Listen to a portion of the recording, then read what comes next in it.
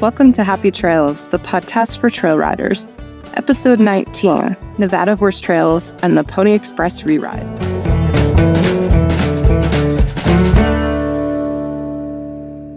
Hi, I'm your host, Jess. I travel full-time with my horses, and over the years, I've met some really interesting people. I started this podcast to share our stories. My guest today is Samantha Szesciorka of Nevada Discovery Ride. Sam has been called Nevada's trail boss. She's ridden thousands of miles across Nevada with her Nevada Discovery Ride project. She's also the state coordinator for the American Discovery Trail, the nation's only coast-to-coast trail for hikers, bicyclists, and equestrians. In this episode, Sam and I will be chatting about the stunning trails in Nevada, how to find places to ride and camp, her long riding experiences and tips to stay safe on the trail, and her exciting adventure partnering with the annual Pony Express Reride reenactment of delivering the mail across the Wild West. Just a quick note, this interview was recorded on video, so if you're listening to the audio podcast, you can switch over to the Ride Climb YouTube channel and find it there. You can meet me and Sam face-to-face and see photos and videos of the awesome places we're talking about.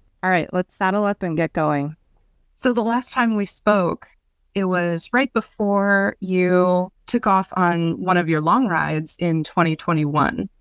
And it seems like you tend to do long rides every 3 to 5 years. So do you have another one in the works? You know, we're not done long riding. I like to wait for the right trail to inspire me, to grab me. So I've been thinking about trails. I've been researching trails. This fall, I'll be doing a ride through Lincoln County, which is a really remote county in southeastern Nevada, with a lot of public land to explore. So I'm just going to be doing a really concentrated ride in that county to get to know it. It's not technically going to be a long ride, but it'll be a really focused, long-ish ride while I continue waiting for the right trail to inspire me. But we're not done. Our adventures are not over. Cool. What's the terrain like in Lincoln County? It's really interesting. It's high desert. It's right on the border with Utah. So you start getting into that sort of Colorado Plateau, southern Utah type of terrain with buttes and mesas and some red rock, but you're still getting that sagebrush, pinyon, juniper sort of zone of the high desert, a little bit of that Mojave feel too. So it's a real transitional area with a lot of diversity. I'm very excited to explore it on horseback. That's really awesome. It sounds super cool. Are you going to be documenting some of those trails that you ride and including them in your directory? Absolutely. That sort of was the impetus for focusing on that county. It's one of the least known counties in Nevada, I should say, in terms of for tourism and visitors. So I thought it would be really fun to explore it. It also has the most wilderness areas, national monuments. There's just so much public land to explore there. So I will be photographing and filming throughout the journey in Lincoln County. I love that you're exposing people to really underappreciated areas. I think that Nevada is one of those states that's just flown under the radar for so long. And it's really cool that you're helping to promote horse trails and horse riding in that area. How are you doing this all personally, or is this actually part of a job for you? It's a little bit of both. It has been a passion project for years with my Nevada Discovery Ride, doing my long rides, and any of the sort of content that I was doing around that has always been a passion project, just because I love sharing Nevada with people and exposing people, as you said, to a sort of lesser known state. People know Las Vegas, they might know Reno, but what's in the middle? No one knows.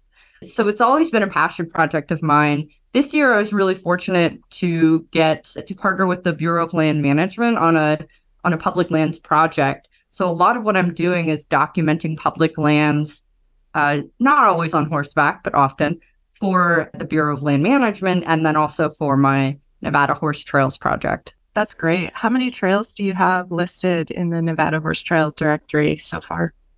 The directory launched in January, and I think we're up to 60 listings so far. And that is trails, guest ranches, equestrian campgrounds, state parks, sort of anything equestrian friendly. So I'm adding to it as I have time. Again, it's a passion project. So I add to it when I have time and I can get out and explore something new. But I have a lot to plan to add. There's so much to ride in Nevada. So how easily accessible do you think Nevada is for visitors from out of state who want to bring their horses? I think Nevada has a range of accessibility, certainly in the areas around more urban areas like Reno, Lake Tahoe, Las Vegas. Those trails and campgrounds are much more accessible for, let's say, more inexperienced travelers or riders. And then as you get into Nevada, you start into the backcountry, which is mostly the rest of the state. Those trails or campgrounds tend to be, it's not that they're not accessible, it's just that you need some advanced planning and knowledge of them. You couldn't just wing it and go. And I think that was really why I wanted to start the website. Last summer, I was camped at a really remote equestrian campground in central Nevada. And it's a campground that a lot of people don't know. It's called Columbine. It's beautiful, stunning access to the Toyabe Crest Trail, this incredible riding in the mountains. But not a lot of people know about that campground. And it is a little tough to get into. And I thought, gosh, it would be awful for someone to want to go to this campground and not know anything about it and then get stuck with their truck and trailer, not be prepared. And maybe they didn't bring water for their horse, or maybe they don't know what is at the campground. What sort of accommodations? Are there corrals? Are there lines for highlining? What is there? And I thought it would be so great if there was a website where someone could go to get all of that information up front, specifically for equestrians, before they head into the backcountry. So I started taking pictures of the campsite while I was there, and that was the first listing that I made. When I got home, I thought, I'm going to make this website. And I started with that campground.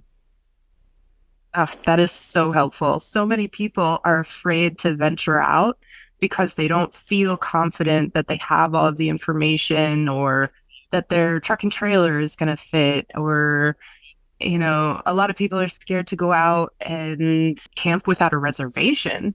For you and me, who have a little bit more backcountry and remote experience, we understand that, especially out here in the West, once you get out of urban and popular areas, there's so much space, there's so much room, there's so much land publicly available for dispersed camping, even in organized campgrounds run through the BLM and Forest Service. They're not crowded with horse people. You can usually find a spot, no problem. And if you can't, you just go down the next dirt road and pull over. No. Especially in a state like Nevada, where, what's the percentage of public land? It's something astronomical. 86% of Nevada is public land. Wow, that's incredible. So you can literally pretty much go anywhere you want. With a few restrictions, you can ride wherever you want. You can camp wherever you want. I mean, what a treasure. And so whenever people ask why I always do my long rides in Nevada, that is why. There is almost infinite amount of land to explore for free. Where else could you ride 1,200 miles on public land? Yeah, it's a really special state. But you're right, it can feel daunting for a lot of people who aren't comfortable with that or knowledgeable about Nevada. And so I really wanted this website to be a bridge for those people, to help them feel comfortable getting out and exploring Nevada. There are a lot of trail websites out there, but they're often written from the perspective of hikers or bicyclists. And those user groups don't often need the same type of information that we do as equestrians do. They're not looking at trails the same way. So there's just a lack of equestrian specific information. We have specific requirements that we need to know before we head out on a trail or into a campground. And so that's what I wanted Nevada Horse Trails to be, was sort of written by equestrians, vetted by equestrians, for equestrians. Fantastic. Well, Thank you so much for putting the time into creating a resource like that for riders. And it's been fabulous. I've partnered with Horse Trails of America, who is also working on this national sort of directory of campgrounds and trails, but they were really lacking Nevada specific information, of course. So I partnered with them and our Nevada Department of Outdoor Recreation, who is also building a trail directory, not specifically for equestrians, but now they can use my data and information. So it's all sort of getting out there in a bigger way to help people. Cool. That's awesome. Do you have some favorite trails that you could recommend to people who are not from the state or who maybe don't get out of their area very often? Like, which ones are the highlights, the prettiest or the most beginner friendly or user friendly for somebody who's not so adventurous? Sure. One of the most surprisingly, my favorite area to ride is Las Vegas. And you think, how could they even trail ride in Las Vegas, around the casinos and the neon lights? But literally less than 20 miles off the strip of Las Vegas is some of the most stunning, beautiful, just jaw-dropping views that you could ever see on horseback. Red Rock Canyon is a national conservation area. It's literally less than 20 miles west of the strip. And you can ride, there are 8 different equestrian trails through there that go through incredible sandstone mountains and forests. And you'll feel like you're 1,000 miles away from Las Vegas. And what a cool experience to get to ride out there. You could bring your own horse and ride any of those trails. There's also an outfitter that does guided rides to Red Rock. I mean, what a way to experience Las Vegas. That is definitely a highlight ride. For me, I ride Red Rock as often as I can. And then on the other side of I agree with that one. Sorry to cut you off. I absolutely agree. That place is stunning. We have been there numerous times for rock climbing primarily, but I did get to ride a little bit in that area, and it's just spectacular. Everybody should go, even if they do go with an outfitter and just rent a horse for a trail ride. Yeah, it's just beautiful. It's almost overwhelming. You're like, how can this? You feel like you're riding through a painting of the West. It's just the colors, the scale. What a treasure. And then on the other side of Las Vegas, I think Valley of Fire is also a really standout ride. That is, these incredible rock formations of red and orange, sort of glowing sandstone, and this really soft red sand. And it feels like you're riding on Mars, but it's stunning and beautiful and harsh. That's a winter ride. You wouldn't want to ride there in the summer, but that's also a standout. And then in northern Nevada, I think any of the trails that get you around Lake Tahoe can't be beat on horseback. Oh my gosh. The mountains, the Sierra Nevada mountains, Lake Tahoe, just stunning, beautiful country. A little more challenging. Some of these trails can be a little more technical, but so worth it. Yeah, absolutely. Those you chose 3 of my favorite areas that I've been to in Nevada. You have all these trails on NevadaHorseTrails.com, and do you also have the camping suggestions or options in those descriptions for these areas? Absolutely. I'm building that up with a lot of photos and, again, all the information that an equestrian would need before you put your horse in the trailer and you drive 500 miles to Nevada or however long. Here's everything you're going to want to know. It's all on the website. Great. So tell me about your most recent super exciting adventure. Oh, I was like, which one? I had to think. What a terrible life you live. You have too many adventures that you can't even figure out which one is which. I know. It is a tough life.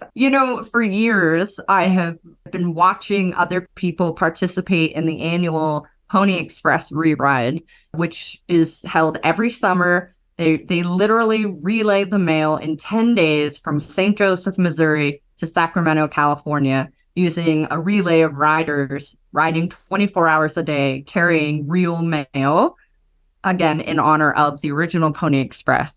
And I've been watching other people do the Reride every year, and I thought, what an adventure. What an incredible thing to be a part of. You're literally a part of history. And I've ridden many sections of the Pony Express Trail in Nevada on my long rides at a much slower pace.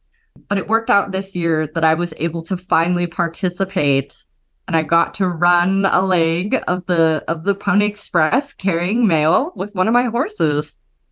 Oh my gosh, that's so cool. So which section did you do? We rode from Dayton, Nevada to Mound House, Nevada. It was about 4.5 miles. Some of the legs can be shorter or longer. It depends on what you're looking for. And it was thrilling. It was so exciting to be a part of. We started in Dayton, and there was a crowd of people there to cheer us on and watch. The rider came racing in, galloping down the street. She stopped. She threw the mailbag, took it off her horse, threw it on my horse. I hopped on, and we were gone. And he raced like the wind. We ran 4.5 miles. I think we finished in just over half an hour. We were flying. Yeah, it was incredible. And then we got so cool. You just gave me goosebumps. Imagine, I was emotional getting to do it. You really feel like you're a part of history. Getting to participate in something like this and seeing the other riders, it's very exciting to see, even if you don't ride in it. Just getting to watch the other riders, it's very emotional. It's a uniquely American Western history story. Yeah, I imagine the atmosphere must be very electric with anticipation, waiting for the rider to come, and then it's like a whirlwind of activity as you transfer the mail and you take off, and that's so cool.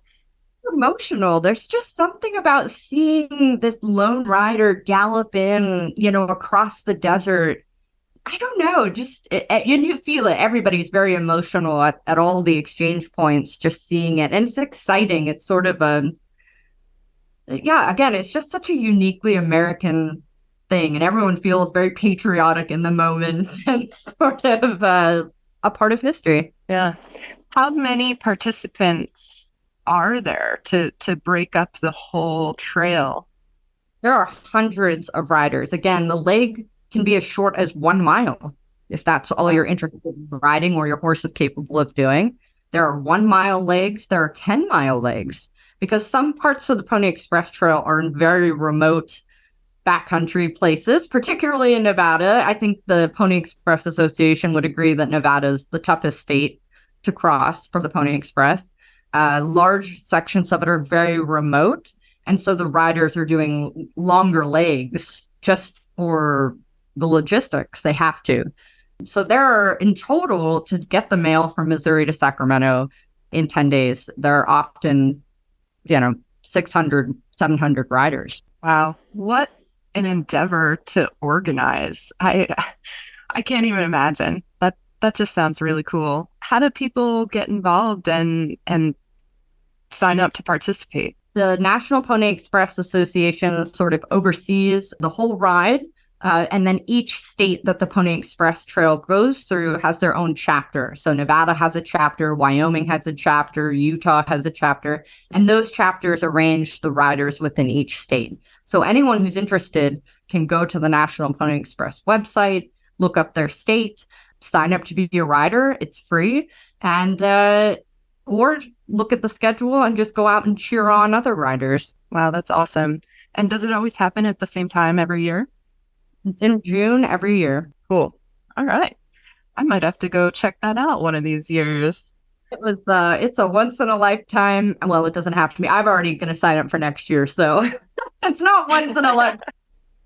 But it really is a special thing to be a part of. You really feel a sense of accomplishment. And I was like, I can't have the mail be late. I don't want to be the one who makes the mail late because it's such a tight schedule. So I was like, we got to go. We're running. My horse was fabulous. I was like, we can't slow down. Which horse did you ride for this? I actually took Fremont, who is my newer Mustang that I adopted. And he's a little, obviously, less experienced than Sage, who I've used for all of my long rides. But I took Fremont because he's a little faster, and I was worried. Sage is slow. We would have gotten there, but we would not have been on time. And I thought, again, I don't want to be the reason the mail is late, so I took Fremont. That's cute. Mustangs are known for their energy conservation, so that's really neat. Tens of thousands of miles to Nevada, Sage is the master of energy conservation. I bet. He's like, I don't know how long this lady is going to take me out for. I better slow it down. Are there any things that you've learned through your experience long riding that you apply in even your shorter trail rides, or that you think would be good advice for other people who are venturing out, maybe preparedness wise or navigation or anything like that? Yeah, I mean, I would say, people often will say, oh, you're an over planner, but I really think when you're riding, whether you're riding 5 miles or 500 miles or 5,000 miles, the safety of the animals has to be the priority. In especially, it's 2024. We can't, there's just no excuse for pushing our animals in or putting them into situations that are dangerous when those can be avoided, especially again in 2024. So I am a huge advocate for planning and preparation. The reason I do my long rides every 3 to 5 years is because when I finally decide on a trail, I'll spend a year or more planning and preparing for it. And by that, I mean, I am scouting trails maybe in person. I am looking at maps. I'm making sure I have the right gear. I'm testing new gear. I'm adjusting.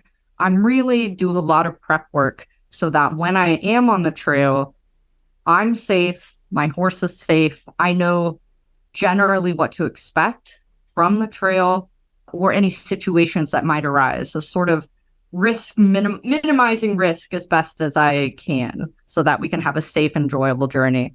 And I put that practice, again, into use even on short day rides. I'm just not willing to risk my horses. And so, I think Nevada can be daunting, and the backcountry and any state can be daunting, but people shouldn't let that stop them from going out and having adventures with their horses.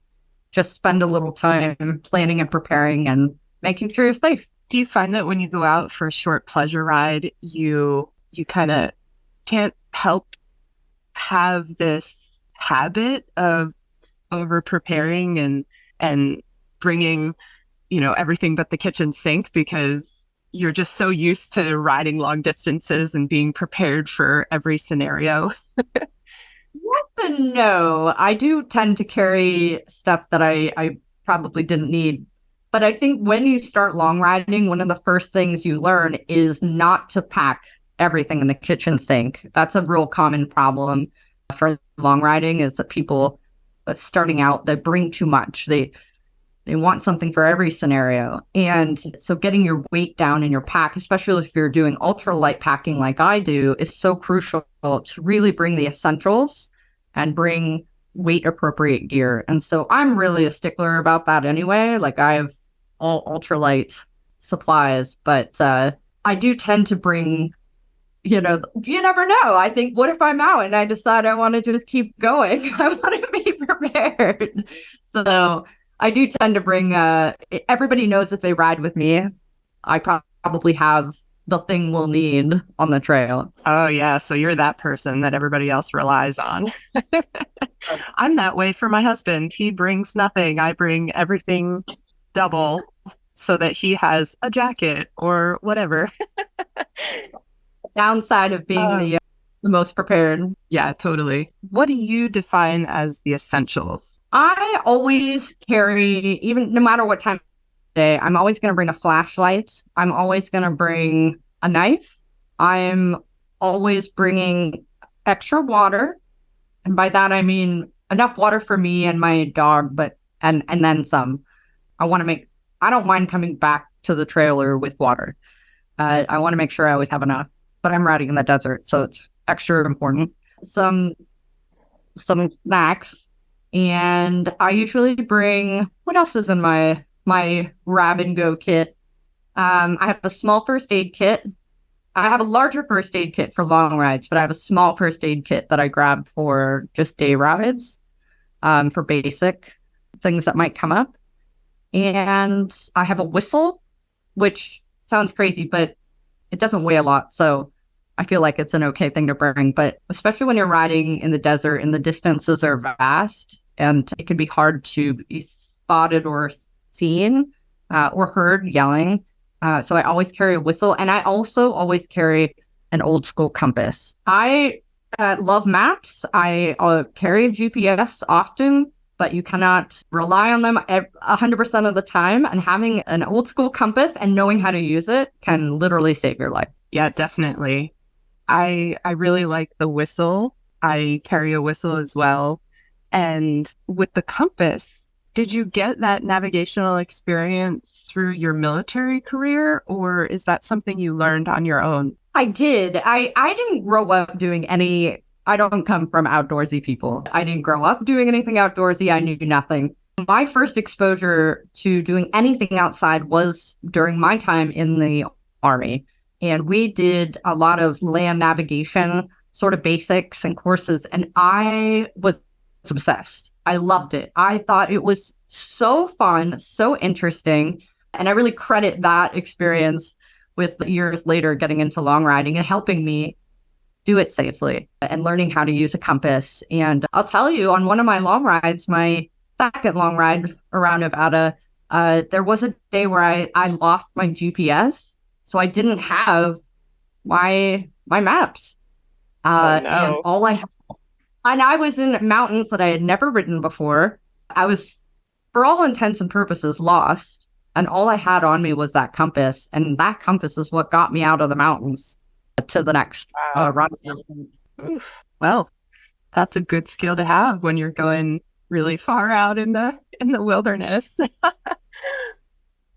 What would you say is the most scary / exciting / adventurous, in air quotes, story? Like what's the craziest or weirdest or off the wallest thing that's happened to you while you were out on the trails? Oh my gosh. After 3 long rides and all the adventures in between, I have thousands of those stories. It could be the rattlesnake that slept under my tent. It could be running into a bull elk on the trail and having my horse try to fight the elk. It could be getting lost on the trail and having to use my compass. It could be a gold mine sprung up and blocked my trail and I had to reroute 3 days. I mean, I've literally had every kind of experience that you can have out there. But I'm fortunate that I haven't had any that were truly dangerous or scary. I think for me, the scariest moments are when the terrain is challenging and I start to worry about my horse. And we have to get through this safely. I need my horse to think about his feet. I need him to make smart choices, make good decisions, and trust me when I ask him to go places that look a little dicey. And also hoping that we can get through certain places. Again, with so much backcountry, you never know what condition the terrain is going to be in. So for me, it's usually the scary moments are terrain challenges or unpredictable weather. Otherwise, it's all goofy stuff that's part of the adventure. They're the fun stories, you know. Do you think that riding Mustangs is an advantage when you get into those challenging terrain situations? I'm biased, so yes, I tend to think I do think so. But I'll tell you, when I first started playing my first ride, I at the time was riding a paint horse, a domestic paint horse. And as I started training and preparing for that very first long ride, I was very honest about his capabilities and limitations and really had to come to terms with the fact that he was not the right horse for long riding. Mentally or physically, I just didn't think he was the right horse. That's a tough decision to have to make as a horse owner, you know, because we all think our horses are perfect. And they are. But they limitations and are there. And so when I realized that and I started thinking, what I have to get a different horse, a new horse, what should I get? What breed should I look at? And it was like, well, why wouldn't I consider Mustangs? I'm riding in Nevada. They're born on the range in Nevada. And if they've had a few years on the range, they sort of develop range smarts, street smarts. They're already exposed to a lot of the things on the trail that might scare a domestic horse, whether that is antelope, pronghorn antelope, jackrabbits jumping out of the bush, could be elk, crossing creeks and streams, being out in new places. They're sort of already a little mentally mature to handle those kinds of environmental challenges. So once I realized that, it was like a lightning, like light bulb moment. I just thought a Mustang is, of course, that is how I got into Mustang adoption.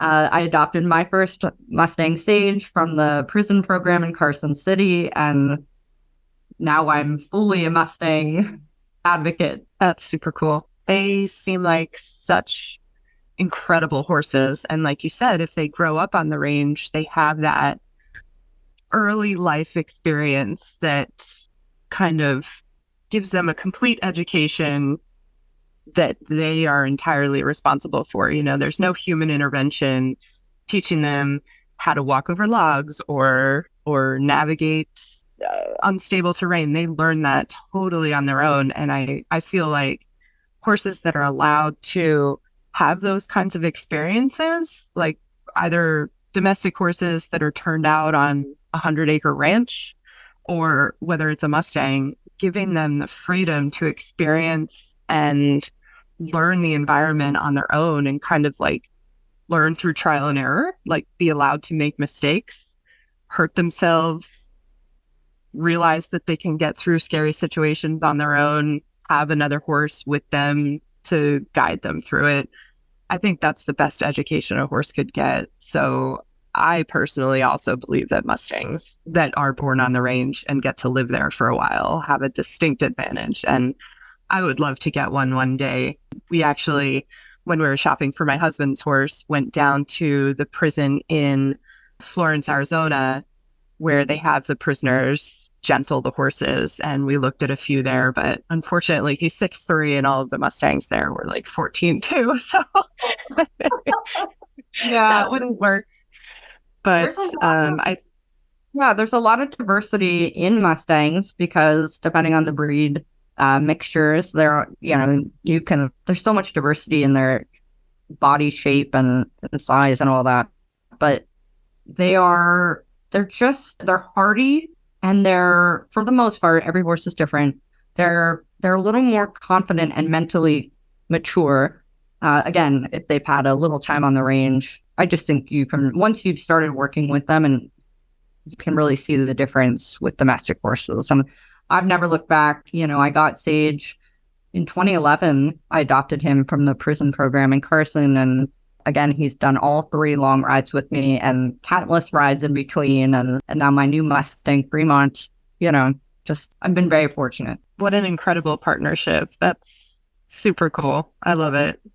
I mean, and that's the other thing, long riding, but even all the other rides that I do, what an intimate way, number one, to get to know the land, but also to be with your horse in true partnership, experiencing challenges together on the trail and having to work together to get through them, to trust each other, to make good decisions. It's just such a special way to be with your horse, to spend time with your horse. Absolutely. I see that as well in our travels and some of the backcountry pack trips that we do.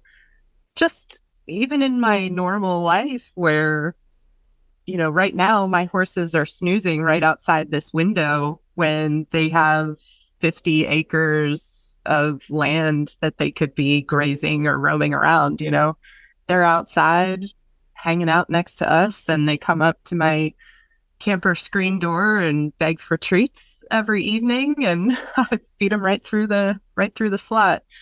Like you end up living with your horse in a very close and intimate way that a lot of normal modern horses don't get, because they're stabled or boarded at a stable and they only see their humans every few hours or for a few hours every week or something like that. So I think a lot of people completely misunderstand or don't appreciate the level of connection that you can build with a horse just by being out on the trails, living and working with them, riding in partnership. And I think that's so special. And it's really, really fantastic when I meet other people who kind of get that and experience that as well. And I really wish that for a lot of people. I really want to, through this podcast and through my YouTube channel and everything else that I do and through my social media that I share, just like you, we want to try to reach people who don't have the same opportunities or bravery or courage that we have to go out and really adventure and experience the world, and hopefully show people that it's possible. It's not as scary as you might think. Just kind of dip your toe and try it out and get out there, and you'll be surprised what you can do, what your horse can do, and how much you're going to enjoy it. Absolutely. And no one needs to jump into a 1,000-mile ride right off the bat. I didn't do that. No one should do that. But a slow build, learn the skills, become comfortable and confident with your own skills and with your horse, and then you can start to build on that.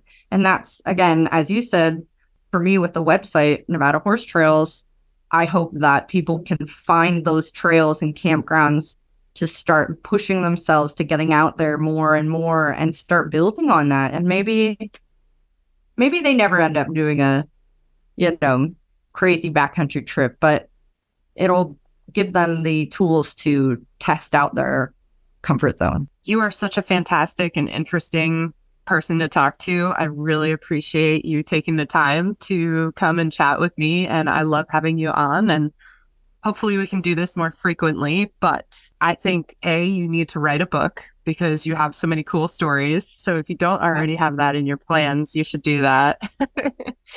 And B, I will be following you on all of your social media as I always do, but please tell my listeners where they can find you. I am on almost all the social media platforms under Nevada Discovery Ride is my username on most accounts, NevadaHorseTrails.com and NevadaDiscoveryRide.com. Awesome. Thank you so much. Have an awesome day, and say hi to Sage and Fremont and Juniper for me.